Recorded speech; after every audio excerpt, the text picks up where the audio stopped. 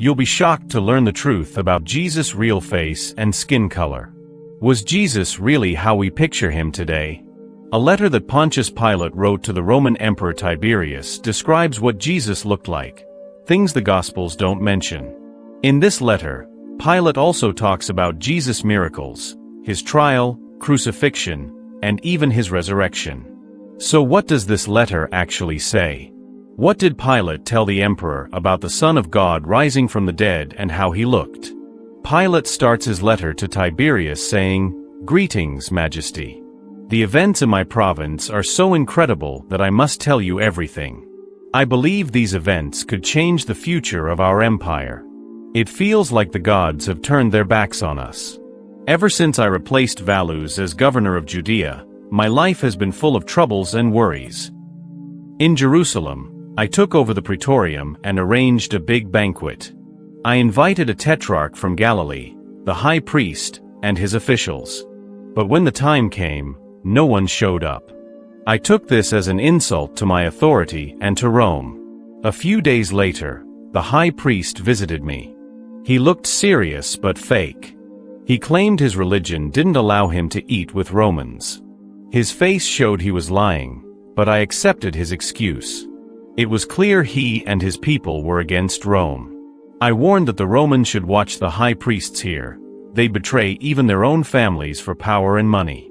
Of all the cities we control, Jerusalem is the hardest. The people are rebellious, and I fear an uprising. I only have a centurion and 100 men with me. I asked the governor of Syria for more soldiers, but he said he barely had enough for his own province. We want to expand so much that we can't protect what we already hold. This might one day destroy our empire. I avoided dealing directly with the people because the priests could turn them against me. Still, I tried to understand them. I heard rumors about a young man in Galilee teaching new ideas about God. At first, I thought he was stirring up trouble, but I saw that wasn't true. Jesus of Nazareth seemed kinder to us Romans than to the Jews. One day, I saw him speaking calmly under a tree with a crowd around him. I didn't disturb him but sent my secretary to listen. My secretary, Luz, speaks Hebrew well and I trust him fully. When Luz came back, he told me what Jesus said. I've never read such wisdom, even from our philosophers. A Jewish rebel asked Jesus if people should pay taxes to Caesar. Jesus answered, "Give to Caesar what is Caesar's, and to God what is God's." Because of his wisdom, I let Jesus go free. I could have arrested or exiled him, but that would have been unjust, and justice is key to Rome. Jesus was not a rebel.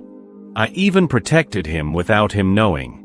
He was free to speak, teach, gather crowds, and choose his followers. If one day, our Roman gods are replaced by the religion of Jesus, it will be because of this freedom. Then I will have helped without meaning to fulfill what the Jews call providence and we call fate. This freedom made the rich and powerful Jews angry.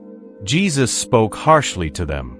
He called the scribes and Pharisees serpents, looking nice on the outside like decorated tombs, but rotten inside. For me, this was reason enough to leave him alone. Jesus often spoke against local traditions. He said being humble mattered more to God than having high status. Every day, people came to my headquarters complaining about him. They warned me he might get hurt, since Jerusalem had a history of killing prophets. They were even preparing to report him to Caesar. But the Senate supported me and promised more soldiers after the Persian War. I didn't have enough troops to stop a riot, so I acted to keep the peace. I sent a message asking Jesus to come see me. He came. I'm Roman and Spanish, so I don't scare easily, but when Jesus arrived, I felt frozen. He looked calm and pure. He didn't even need to speak. I could feel what he meant. I said, "Jesus of Nazareth, for 3 years I've let you speak freely. I don't regret it. Your words are wise, better than Socrates or Plato. But you've made powerful enemies. They hate you and blame me for letting you talk. Please be more careful with what you say, or they might stir up the people and force me to act." Jesus calmly answered, "Your words aren't true wisdom. The world follows God's laws, not man's. Soon, an innocent man's blood will be spilled. I told him, "Your wisdom means more than these angry Pharisees. They plot against Caesar and lie to the people. I will protect you. This place is safe for you." Jesus shook his head and said, "When the time comes, there will be no refuge for the Son of Man. The only refuge is in heaven. What the prophets wrote will happen." I got worried and said, "You leave me no choice. I order you to speak carefully, for the safety of this province." Jesus said, "Prince of the earth, I came to bring peace and love, not trouble. I was born when Augustus brought peace to Rome. I will suffer, but it is my Father's will. You cannot stop it." He left quietly. His presence was heavy on me, so I felt relief when he was gone. Herod the ruler hated Jesus too. He wanted him dead, but feared losing power. Herod asked me what I thought of Jesus. I said Jesus was a wise man, not a threat to Rome. Herod just mocked me. When Passover came, Jerusalem was packed. The crowds were angry and wanted Jesus dead. My spies said the temple leaders used money to bribe people. I asked Syria for more soldiers but got no help. I was left alone with only a few men in a city ready to riot. Jesus was arrested as a rebel, even though there was no proof. The crowd shouted, "Crucify him." 3 groups turned against him: the Herodians, Sadducees, and Pharisees. They hated him and hated Rome too. They never forgave me for bringing Roman flags into the city. The Pharisees also hated that I suggested using temple money for public works. And Jesus had called them out for years. On top of that, the people were ready to join any rebellion. Jesus was brought to the high priest and sentenced to death. Caiaphas sent him to me to confirm it. I sent him to Herod, since he was from Galilee. Herod sent him back, leaving it to me. My palace was surrounded. Crowds came from everywhere.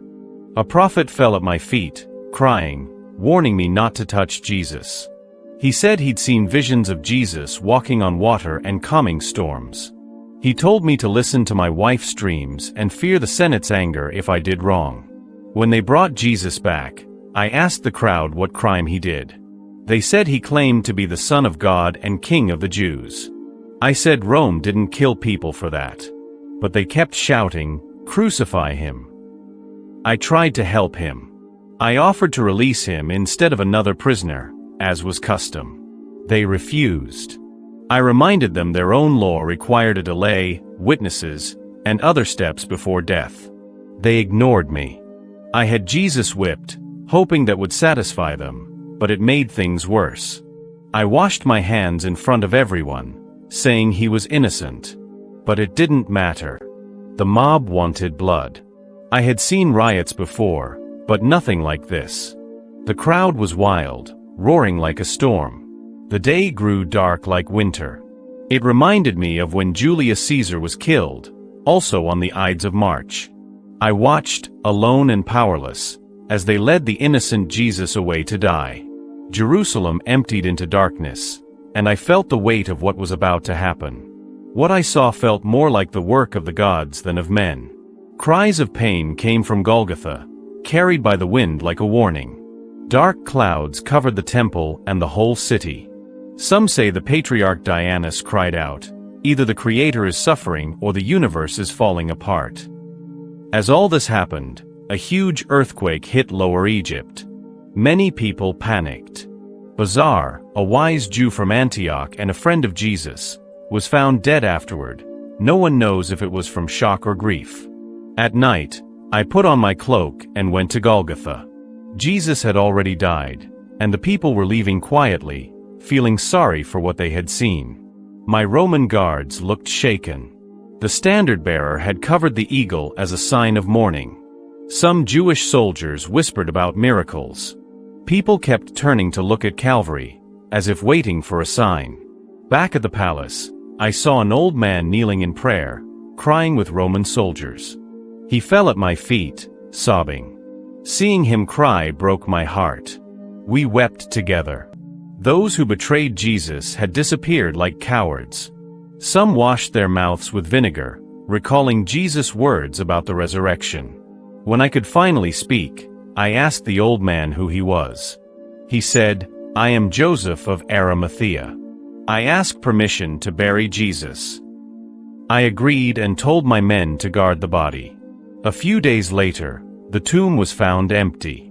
The disciples claimed Jesus had risen, just as he said he would. This caused more trouble than his death. I looked into it carefully. Joseph buried Jesus in his own tomb. The next day, a priest begged me to guard the tomb so no one could steal the body. I told my captain Marcus to place as many Jewish soldiers there as needed. When the tomb turned up empty, I questioned Marcus. He said his officer Ben Isham and 100 soldiers guarded it. Isham said that around dawn, a strange light shone over the tomb. He thought it was women coming to anoint the body but didn't understand how they got past the guards. The whole place lit up and he saw what looked like dead people alive again, full of joy, with beautiful music in the air. Then the ground shook and he fainted. When he woke up, he was lying on the ground. He said it wasn't sunrise yet, it was still dark. He didn't think the light was his imagination. He hadn't slept because sleeping on duty meant death. Some soldiers had dozed off though. He didn't check the tomb afterward because he was afraid. When reinforcements came, they returned to the barracks. The priests wanted him to say it was an earthquake and that the disciples stole the body. They offered him money, but he refused. He hadn't seen any disciples and only heard the body was gone later. Isham said some priests believed Jesus was not just a man but someone who had appeared on earth before, like in the days of Abraham and Lot. If that is true, it matches what we know. Friends and enemies agreed that Jesus did miracles, turning water into wine, healing the sick, calming storms, raising the dead, and more.